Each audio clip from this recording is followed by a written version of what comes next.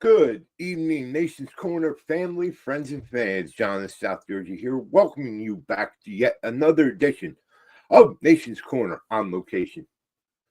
And tonight we have a very special episode, one I have been wanting to do for a while.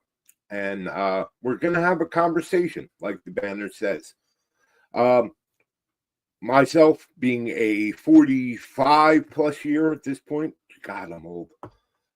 Wrestling fan and combat sports fan, but mainly wrestling fan.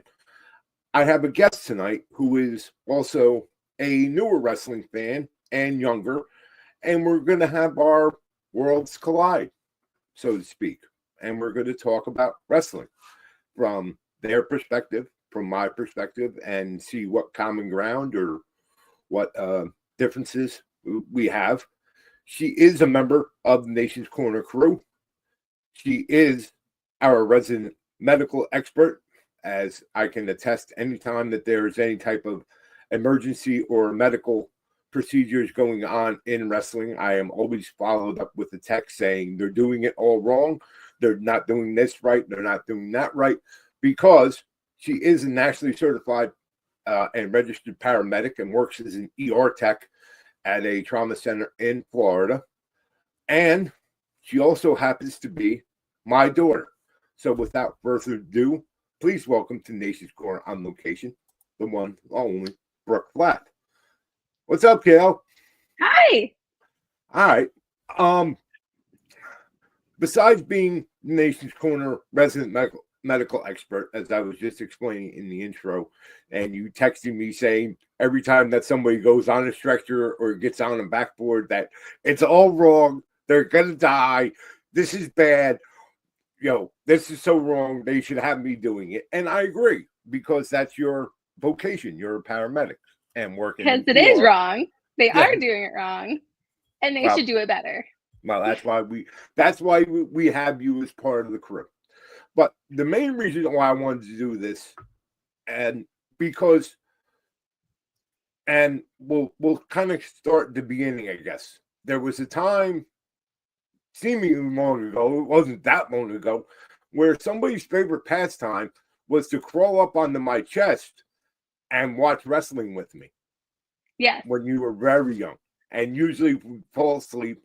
And then after all was over, I would get up off the couch with you and put you in the bed and then wait for you to wake up, 3 or 4 more times that night saying you have to go to the bathroom, and me telling you no, go back to bed and all that. But is that where it started?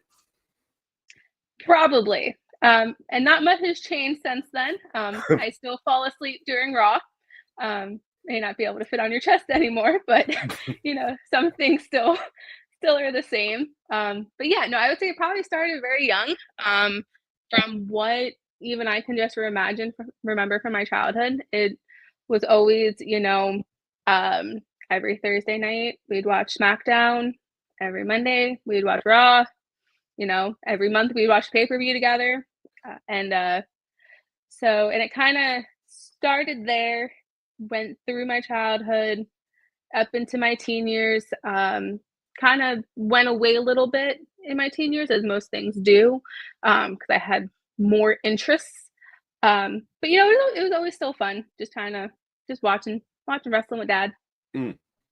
Well, it's funny you say that, because you're right. For those that don't know or not aware, and I won't go too much inside baseball with this, but Brooke's mother and I divorced when she was young, and there was a period of time that we didn't spend a lot of time together, because you guys had relocated to Florida for a while, and then situations changed and you wound up coming back to Jersey, and we kind of reconnected. And the one thing we connected over, well, there were 3 things that we have always connected over: auto racing, MMA, and pro wrestling. Yeah. And still do to this day, thank God.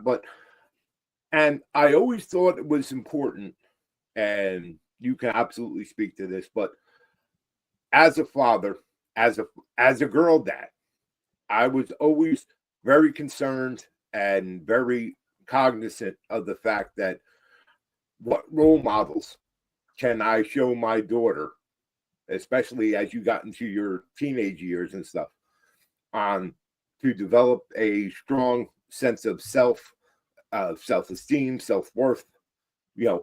Am I pointing her in kind of the right direction? You're going to do what you want to do, but at least I could have some people to point you towards to look at. And no matter where or what I looked for, I always wound up coming back to MMA and wrestling for you to kind of, get a look at or be familiar with. And, not saying you had to be them, but, give you an idea of what is possible out there as opposed to some stupid Instagram model or influencer or something like that. Yeah. And I always feel like we went back to MMA and wrestling more than auto racing because, that's a male dominant sport. But I think wrestling and MMA just have such strong women in it that you could literally pick any one of those women and they'd be a great role model for younger girls. So, we always went back to that of, hey, you don't have to look like the Instagram model. You don't have to, act this way or talk this way. Like, you can be strong and independent and, and just look at all of these girls and women in wrestling and MMA who are strong and independent and killing it. So, so I think you definitely succeeded in that part. You may not have mastered, the whole crying speak. We're still working on that.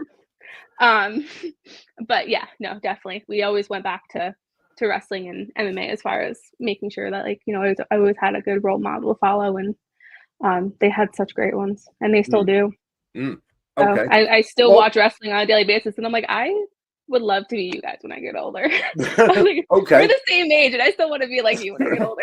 Well, let's get into that. Let's, you are, from a childhood that, kind of was there to now you're an adult and I've come back into the fold of wrestling. You're not the crazy wrestling fan that I am or anything, but you hold your own. You do okay. I try. Well, what was that like? It's been a crazy roller coaster. I think that's the best way I can say it. It's just been a roller coaster. As a fan, and especially when I was a younger fan, we had the Divas era. That really, let's face it, that really didn't paint women in the strongest light. But kind of watching them kind of get out of the Divas era and more into, like, no, we're women wrestlers. We are here to wrestle. Like, we are here to be athletes, not just someone who's on a guy's arm. And kind of jumping back into it of, like, no, now we have women's championships. Now we have, just this year we have 2 new women's championships. It's amazing to see how far they've come, and they deserve every part of that. They have worked so hard, going from, just being valets and escorts to now, women are main eventing. Like, just 10 years ago, that would have been almost unheard of. And now it's like every time a pay-per-view comes up, a women's match is always in that conversation of, are they going to main event? And I just think that in itself is an amazing accomplishment for them. Yeah, I agree. And you and I have talked many, many times about, especially my feelings about being a strong proponent of women's wrestling and independent wrestling. And when I can combine the both, I'm absolutely ecstatic. But and it's funny you mentioned that because WWE recently announced that they're bringing back the Evolution all-female pay-per-view later on in July or August, I believe. It's around. No, it's not. When is it? Because it's around another pay-per-view, but they're bringing it back. Did we watch the first one? I know I did. Okay. We did. We did. I couldn't remember if we watched it together or not, though. I've been hitting that a lot. So, yeah, we Um, did, and I remember even at that time, it was almost like a controversial thing of, is it gonna do well? It's an all women's pay-per-view. How is it gonna do with there's no men carrying, the card? And I love that they're bringing it back because now it's like, no, we have such strong women talents that mm, we can have an all women's pay-per-view, and sure. it's gonna be a great pay-per-view. Yes, absolutely. Much like the first one was. Um, Yeah, and my only comment to that is what the F took so long? I know. The women, especially in WWE, and NXT, because you can't forget them as well in this mix, have been on such a high level Mhm, for so long that it's like this should be we have WrestleMania, SummerSlam, Royal Rumble every year, the core four. This should be a yearly thing. We should be on the fourth or fifth installment of this now, and hopefully going forward, it will. I mean, not to get too much political with it, but it took a long time to get one, and the people that were in charge then were like, "Yeah, okay, we did it. We did it once. All right, shut up, go away." But no, there's still a very high demand for it. There's still a lot of interest in it, and you know, we're seeing things like and just in your lifetime and fandom time, you saw the very first women's Royal Rumble, which is now a standard when it comes to Royal Rumble. You saw the very first mhm. women's Money in the Bank match, which is coming up in the next week or so. And again, it's become a staple. It's become the norm. What was that like seeing that as a young woman yourself at the time, seeing the women get this spotlight that before was unheard of?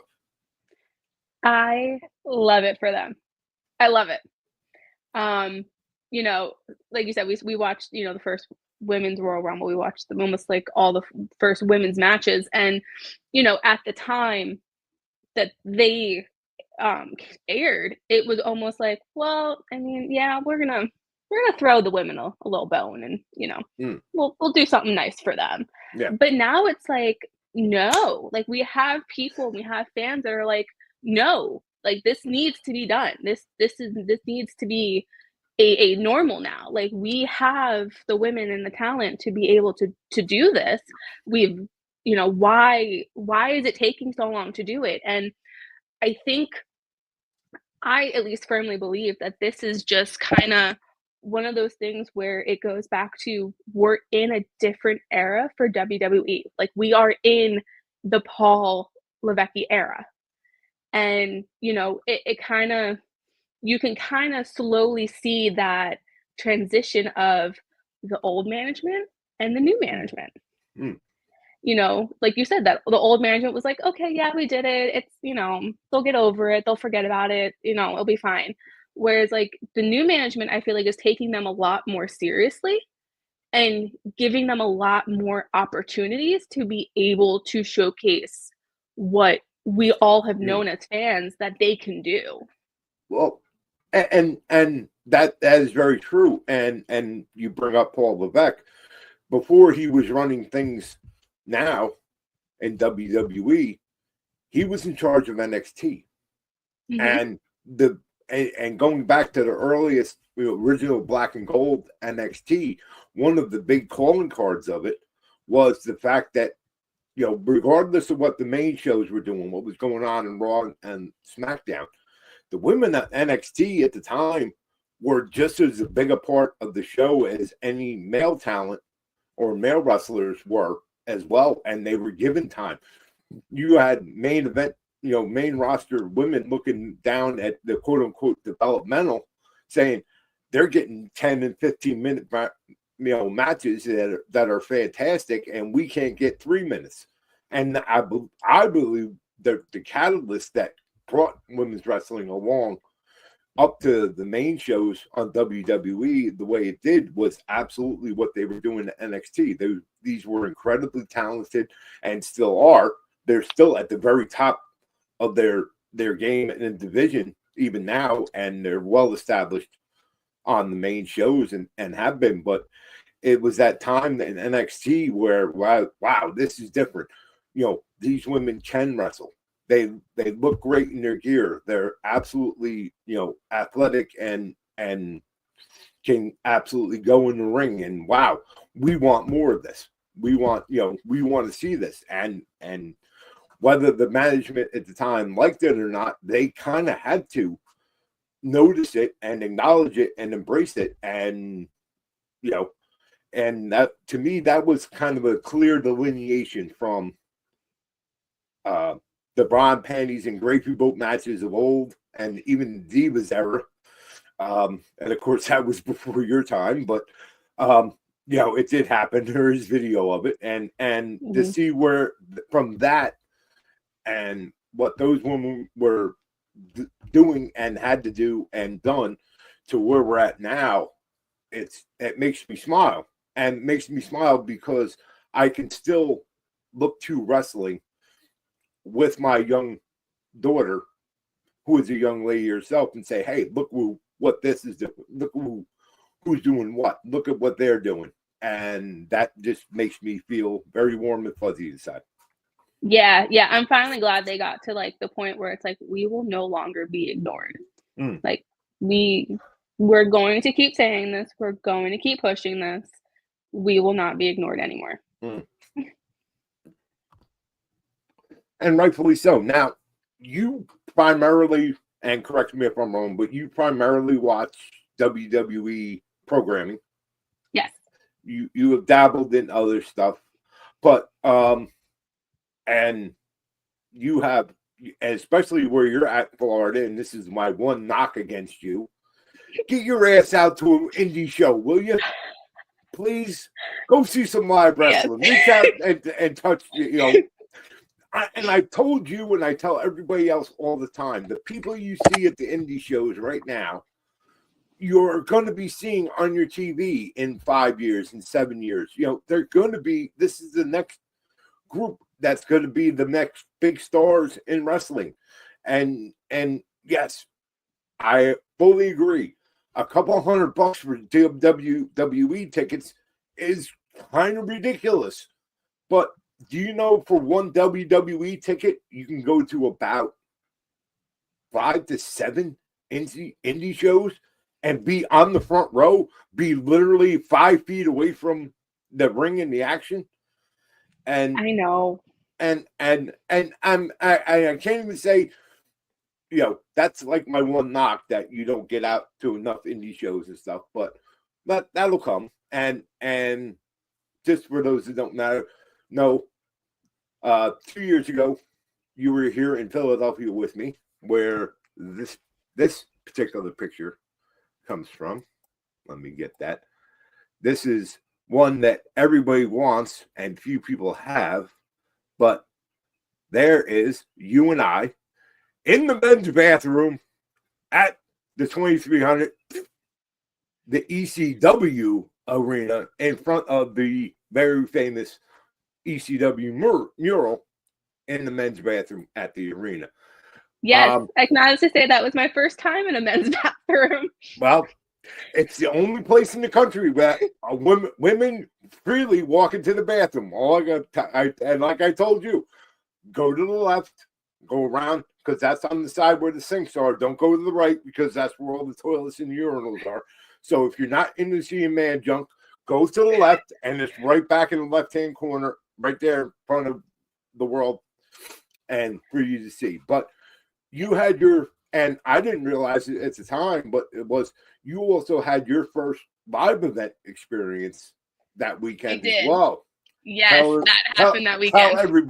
Tell everybody about that, because this really makes me smile. Yes. I'm about to get serious. Cool dad wrestling points. Yes. So WrestleMania Philly was my first WrestleMania event. But that Friday, I think it was Thursday. I went to my first in-person wrestling event, which was Bloodsport.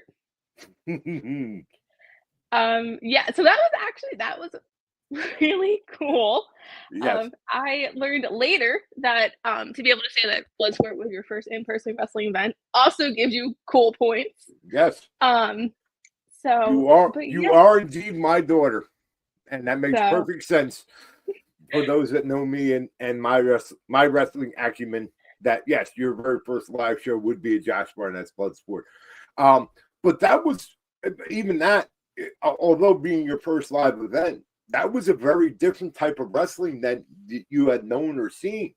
So, yeah, from your perspective, to me, it's it's always very cool to either see live or watch any Josh Barnett's Bloodsport shows because they're so damn entertaining and such a different look of wrestling than what we know. But what was it from your perspective?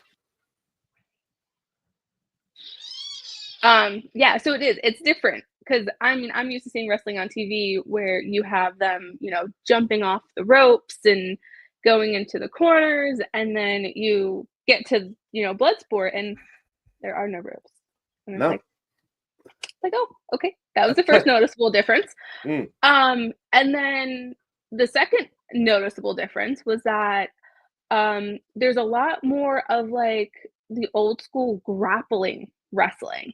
Mm. There's none of the, I'm going to flip this dude around and twirl him above my head. Yeah. It's a lot more of like I'm on the ground, we're wrestling type thing. Which was also really cool to see. It was a different type of wrestling that I was used to watching. And it was still entertaining.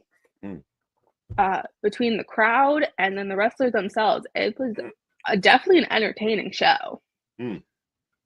Absolutely. It was very, very cool to share that whole experience with you, it being your first time. But as you've now moved into your fandom now as an adult, what are you liking? What are you not liking? So it's still like more of the men's wrestling. Right now I'm kind of more into the luchadors. Okay. Just because I am fascinated with how they can throw their bodies around and jump around the ring. I wish I was that nimble and flexible sometimes. So they're always very entertaining to watch. I am still very much into like the women's wrestling. I always love watching them. So I think I don't really think there's anything that I'm like into more than something else or not into more than something else. I kind of watch Raw and SmackDown mostly. Those kind of really the only two that I watch as like a whole. It's just like an entertaining whole. Okay. Do you find yourself? Yeah. Right? Or good. Are they having earthquakes in Florida? Anyway, what do you find yourself watching the show just for the overall show? Is it certain stories or characters that you like or not like or anything like that? Is it specific to that point or just not? No, I think I watch it more just for like the overall show. I mean, I like wrestlers more than other wrestlers. But I think at this moment in time, it's a very weird time for me because normally I can catch on to like one or two storylines and be like, okay, I'm invested in this. I'm gonna run with this. We're gonna go with it. Right. There's nothing I'm invested in right now. Okay. Yeah, and for the first time in like a while, I can say that there's really there's some interesting things going on, and I watch it for that, but there's nothing that is making me be like, I need to sit down and I need to watch because of this. Okay. Now, is it just this particular time, let's go say post this year's WrestleMania, or was it beforehand? When did you notice this shift in yourself? Probably post WrestleMania. I am not quite on board or understanding like what's going on with, the whole Seth Rollins, Braun Breaker, Bronson Reed trio thing. I'm still kind of confused on where they're going with that. I'm not entirely invested in that. And then as far as like on SmackDown goes, it seems like, the Bloodline will forever be one of the main storylines. But for me, it's kind of run its course. It's very stale to me right now because it's like, okay, are you guys gonna do anything different, or are you just gonna keep finding cousins to add? There's a lot of Samoans. There is a lot of Samoans, and I'm sure that there's more to come. Yeah, but there's more because now we're getting into the kids. Within the next 5 years, you're going to have the kids of the main players now also getting involved. So this is not, this is not a one and done. The Samoan dynasties, as it's called, is going to be here for a minute.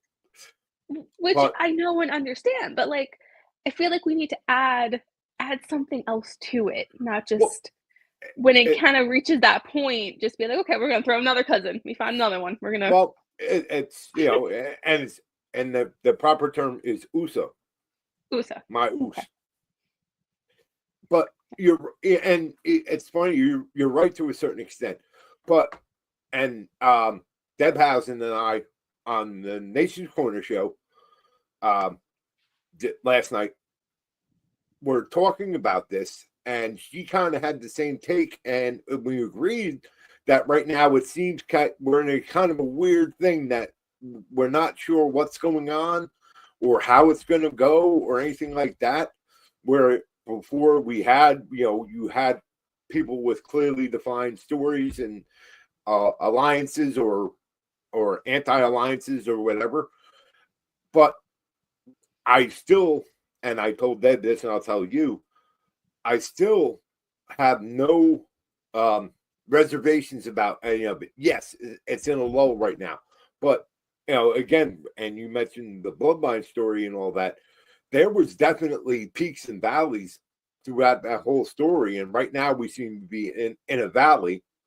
But I have, all the confidence in the ability of the people involved to. They're going to do something, say something. Somebody's going to do something that's going to snap everybody right back in to be like, oh, okay, and everybody be right back on board because they have done it so many times in the past. Just when you think that something is done or played out, and even, going back even before your time, that's always been kind of a staple with WWE. Just when the late great Roddy Piper famously said, just when you think you have all the answers, I change the questions. And that's what WWE has done repeatedly over years. In all the years I've been a fan and watching WWF, now WWE, they've always come up with some sort of, and sometimes the swerve or the twist doesn't go as well as they thought it would, and they have to come up with another swerve or a twist. But they've always found a way that just when people are kind of out of it and getting kind of, lax on it and saying, oh, okay, yeah, and wham, oh, okay, now we got everybody's back in when you got to pay attention. Yeah, and I'm sure that, it's probably coming. I just wish they would do it sooner rather than later because. All right, fair point. Now, correct me if I'm wrong. You do have a favorite wrestler. In fact, I believe you might be wearing one of his shirts. Yes. So that would be Cody Rhodes. Yes. Okay. Yes. Why Cody? So I love his story. So I was a fan of his back when it was Stardust. He was one of, Okay. like, the very first wrestlers I discovered, that I was kinda like, "Okay, he's pretty good in the ring, we'll see where we go with this." I remember the star that they made him paint on his face, Yes. and I always thought that was interesting because I was like, "Okay, we're really pushing the star thing." Mhm. I was like, "Your name makes no sense, but sure, let's go with it." Um, so I remember watching him, and then I remember, him going to AEW, Mhm. and being that I watched the very first, AEW pay-per-view in Las Vegas. All in. I saw mhm, and then, um and then with him coming back to WWE, it was kind of a shock to me because I don't watch AEW, so I didn't really know the whole story of why he left AEW. Mm. So when he reappeared in WWE, I got excited again because I'm like, "Oh, I know him." Mm. And that's kinda like some of the things I look for in wrestlers is, like, if they leave and then come back, I'm kind of more of their fan because I remember them from my childhood. Okay. Um, so and then I'm like, I feel like I'm already invested in them because it's like I have that connection Mhm. versus trying to create a connection, Okay. with a new wrestler. I mean, that's kinda why, like, I'm a CM Punk fan because I remember him watching him, and then when he came back, I was like, "Okay, All right. now we have Ha another one." Right. All right. Is there anybody right now in WWE that you have made a connection with that didn't come back? Meaning they were in the system already, and someone that you're like, I like her, I like him. Yes. So there's 2. Okay. Damian Priest. He had a little bit of connection with me, and then I watched his documentary, Mm. and I was like, "Okay, yes, Yeah. there's another one." Mm. Um, so I really like that he trained at Monster Factory. That is literally right down the street from your house. Yes. I was like, we could have walked down the street and watched him. I was like, okay. Um, In and fact, I then did. I was like, and the other one is Rhea Ripley. Ah, Toxic Twins fan, and Yes. and more cool daughter points for you for my Christmas present this year. Not only did I get my original "I'm a Paul Heyman guy" because I am T-shirt, I also have a Toxic Twins Damian Priest and Rhea Ripley T-shirt, courtesy of my daughter. That thank you for those wonderful Christmas presents. I do wear them often and proudly, Yes. and absolutely tell everyone my daughter bought me these. Good. You should. So yeah. So those are the 2 that I kind of um made a connection with. Mm. Um, I I love Rhea Ripley. Um, she is probably my favorite women's wrestler right now. She's just so strong. I wish I was strong as her. Um, Well, you could like, spend every single day in the gym for multiple hours a day and give up carbs and all that. And I'm sure she lays awake every night missing carbs, yeah, but and you could look like that. I could. I don't have that type of dedication though. Mm, I don't. I don't either. And I don't miss carbs because I And have I don't miss carbs either. right. So there you go. No Um, matter what, we don't miss carbs. So yeah, and we know what it's like to have a donut or two. yes. Hmm. So yeah, so those are like the 2. I love that, Rhea Ripley dominating the women's division right now. Um, although we haven't seen her in a little bit. And Mm, then, I mean, I love that Damian Priest is going after the United States Championship. mm. That's going to be exciting. I hope that, you know, that run looks good. That's a tough road to Um, hoe. The holder of that that belt right now is a absolute menace. Yes, he's quite terrifying. So yeah, Some old it's gonna be werewolf, a tough baby. road for him. All gas, no brakes. Yeah. You know what I mean? Yeah. And then I try not to dislike wrestlers because I feel like they're all trying their best and I just want them. I'm one of those people that I'm like, I just want everyone to have fun and do well. That's a Tommy Dreamer Except answer. for Logan Paul. Oh well, that's a universal thing. Everybody, and we do talk about this with the crew in our Nation's Corner often. I mean, to me personally, Logan Paul is a trash human being for some of his antics and actions of the past. It's just, there's no question in mind. But also, on the other hand, he is so damn good at what he does in wrestling, and he has no business to be. It's just like, really, that this guy should not be this good with this limited amount of time in and around wrestling. And I if I never needed any more reason to dislike him, but for that reason, yes, I absolutely do not like him at all.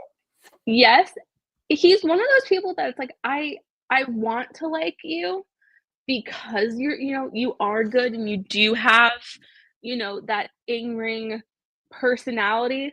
But I feel like it might be a lot more difficult for me than for you because like I grew up in that YouTube era, so I grew up knowing him as a YouTube star, right, and knowing him and his brother as YouTube stars, and all of well, that's it's, and I feel like I can't get past that because like right.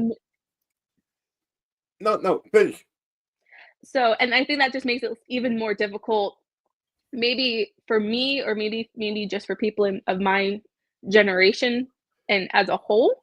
I don't know how the rest of them feel, but it's like I've seen what you've done on YouTube, and I mean, you're just not a great person, or at least you're not a great person on the internet.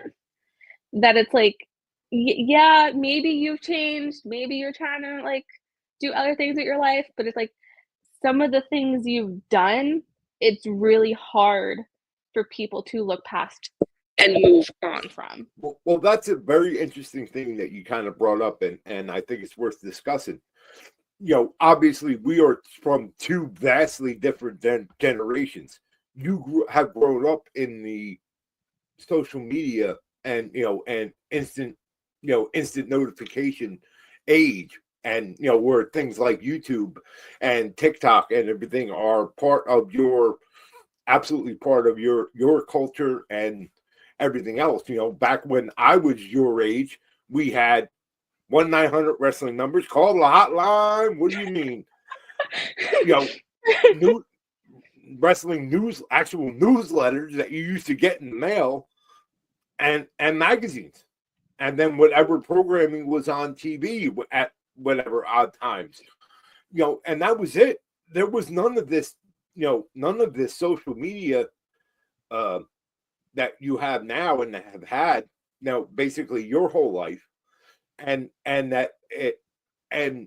it's always coming from that time where it was just tape trading and magazines, and you had to wait for Pro Wrestling Illustrated or the wrestlers come out every month to see what the stories were, what was going on in the world of wrestling outside of what you could see on your TV at that, and even at that time was very limited. We're in an age now where I can watch and do watch wrestling 7 nights a week. Between WWE, AEW, TNA, Ring of Honor, MLW, plus a score of other indies and smaller promotions like GCW and just straight up indie promotions. I literally can watch wrestling 7 nights a week, and it was never like that. The stories I could tell you and have told you about what we went through when I was your age. We had to find it. We had to literally seek it out and find it, because it was you didn't have a Monday Night Raw, which sounds funny to say, but when I was your age, there was no Raw, there was no no SmackDown, no AEW, period. You had, for a while, you had one company. You had WWF as far as on TV. You had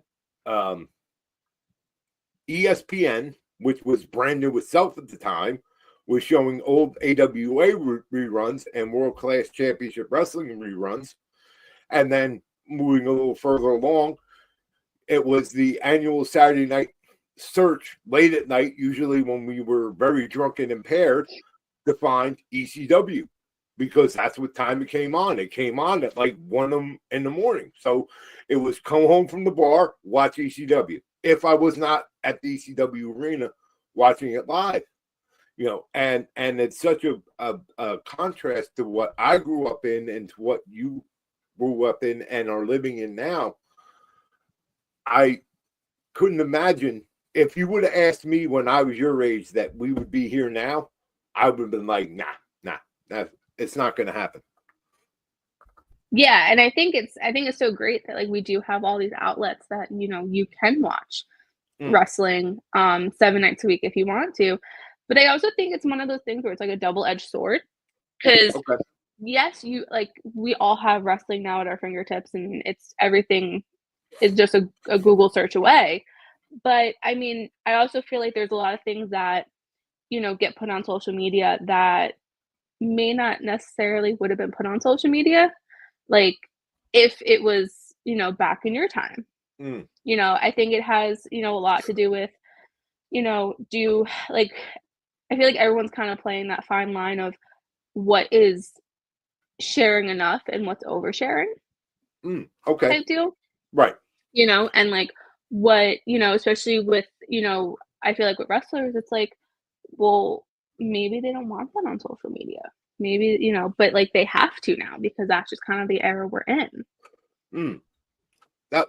It goes back to, and I know you and I discussed it briefly in the past, but it's the old kayfabe.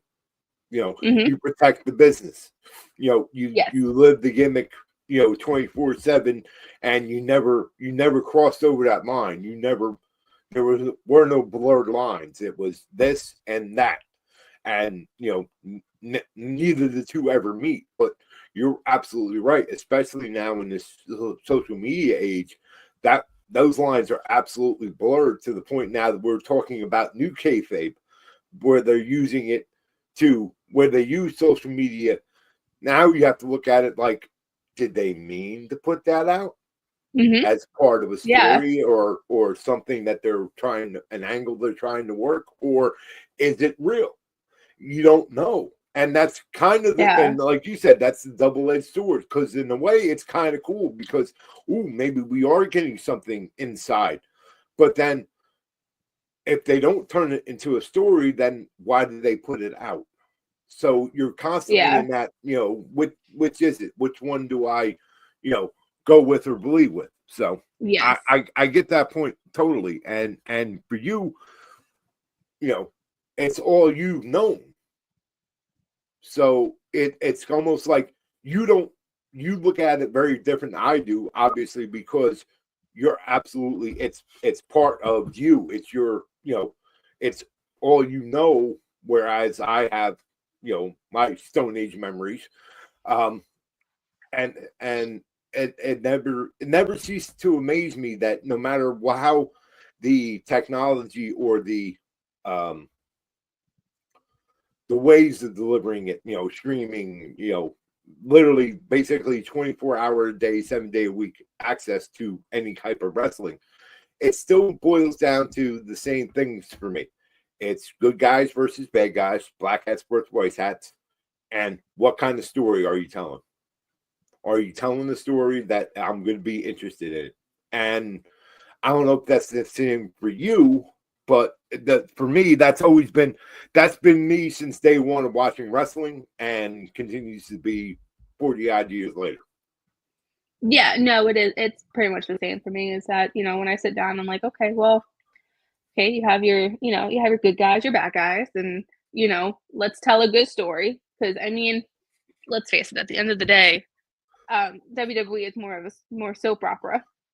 So it's Good point. Very good point. so I think Um, that's at least what draws. I mean, some people in. I mean, that's what keeps me intrigued. I'm always watching well, and hey, you seeing know, what's this week's on the soap operas.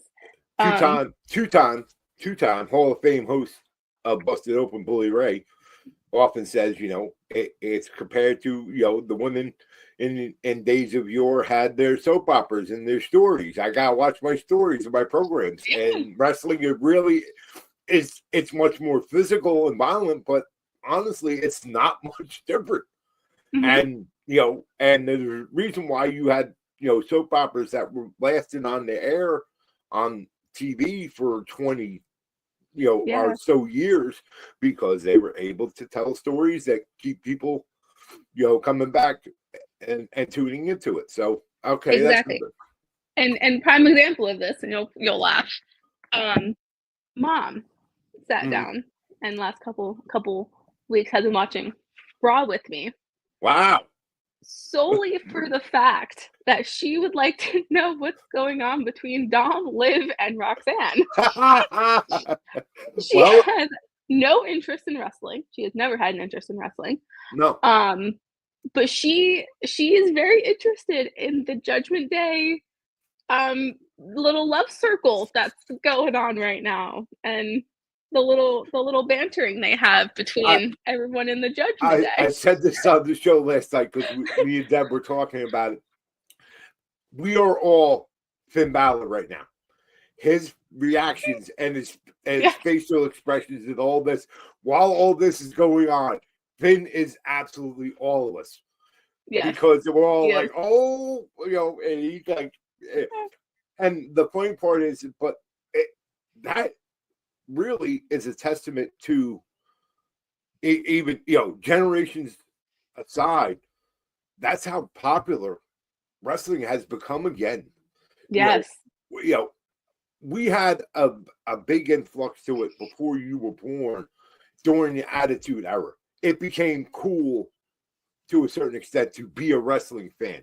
You know, everybody, we all had our NWO and Austin 316 and our DX two word suck it t-shirts and all that. And it was cool to be a wrestling fan.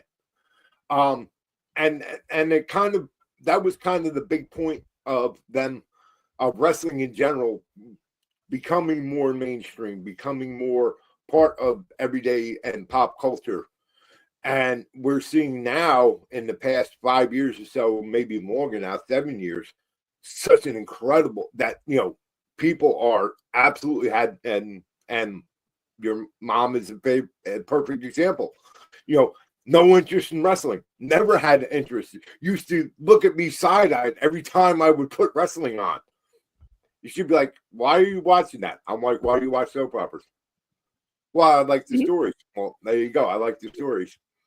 Mhm. But, you know, and to see that she's now interested in that shows what the true power of wrestling is, especially when Yes. it, and it's something that is, when it's done right, it is absolutely the best entertainment going on any platform or uh, Yes. And I think any it's venue. definitely helped, like, at least recently anyway, with it moving to Netflix. Because I mean, at least, like, a lot of people, like, my age, Mm, we don't have cable. Like, we don't own cable. mm, right. We stream. Like, that's how we watch our TV.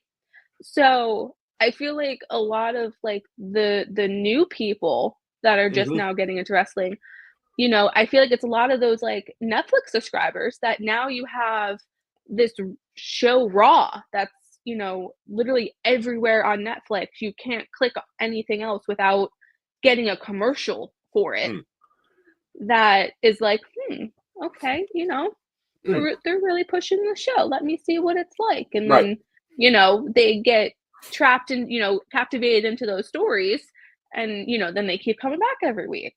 You Mm, know, they might not necessarily be into wrestling, but you know, they eventually get into wrestling because they're into the story. Right. Well, all right. Well, let me ask you this then. Since you have come back into the fold of wrestling and have become part of the Nation's Corner crew and all that, have you found that your fandom has increased? Are you looking to do different things besides WWE, or interested in different people from different organizations or promotions that, catch your eye? Yes. Okay. Yeah. So I will occasionally watch AEW Okay. on Saturdays. Mm-hmm. Wednesdays are hard because I normally work late on Wednesdays. But on Saturdays I will watch AEW. I don't watch it as regularly as I do WWE, but I do like the people. I do recognize some of them. And I will turn it on. Okay. So, I've also caught myself a couple times watching NXT. So I probably will watch NXT before I watch AEW. But there's just so much going on for me, at least during the week. And especially, these 8 p.m. start times are great, but not really after you've worked a 12 to 14-hour shift. So a lot of the times I will turn it on and I am normally good for like the first maybe hour and a half. Come that second hour, that's when it starts to get iffy. Okay. Whether or not I'm gonna fall asleep. Right. So well, no, that's understandable. And no matter how old we are, we all face that. My biggest gripe is, AEW does their pay-per-views on Sunday nights, and they start at 7:00 or earlier with their pre-show stuff and stuff. But it's still the one they just had, Double or Nothing. It didn't go off. It didn't finish until almost 12:30. yes. That's the middle of the night. I gotta be up at 5 a.m. That's I no.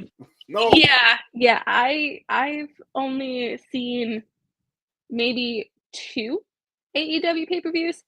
The very first one, and then more recently, last year I saw one because I was really interested in what was happening, and yeah, I ended up falling asleep during half of it because you're right. It started at 7:00, and I was like, great. I was like, I can come home from work. I can watch this. Like, this is gonna be great.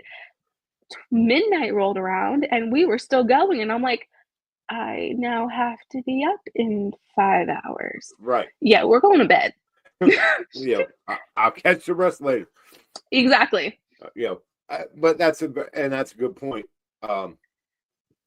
It's there is so much content out there, and while I know I am perfectly content to watch wrestling 7 nights a week over any other programming, but I also absolutely get it. To your point, people have other things going on and other interests. I don't know what they are, but and I can see, it's definitely a point to ponder. But how do I want to spend my free time? I don't expect everybody, especially my own daughter, who I raised to think and act for herself, to follow my footsteps and watch wrestling all the time and be up on everything, or as much as I can possibly be. So, but I think that there is enough different programming now that you can find, and relatively easy, what you like or what you want to watch. So you want to put that time in to watch it. For you right now, it's WWE. But you may find something else that you don't, or like more or whatever, and you can absolutely find it. So yeah, we're running a little short on time right now, so we are absolutely going to do this again. and we're going to sit down and continue this conversation because this has been a whole lot of fun. Yes. Do you want to put your social medias out in case the folks want to interact with you? Sure. Okay. So you can find me at Brooke Flath on Facebook and at Brooke Flath 813 on Instagram. Very good. Thank you so much, my kiddo, for joining me for this. This was a lot of fun. We will do with this again because I think we touched on some very good topics that we can absolutely discuss more so in the future. So thank you for joining me. Thank you for being my daughter. And for those that don't believe it, that is her name. It is 20, soon to be 26 years old on my left arm. So for my guest, Brooke Flath, Nation's Corner resident medical advisor, I am John in South Jersey. Thank you so much for joining us on this very special episode of Nation's Corner on Location. And we will see you all at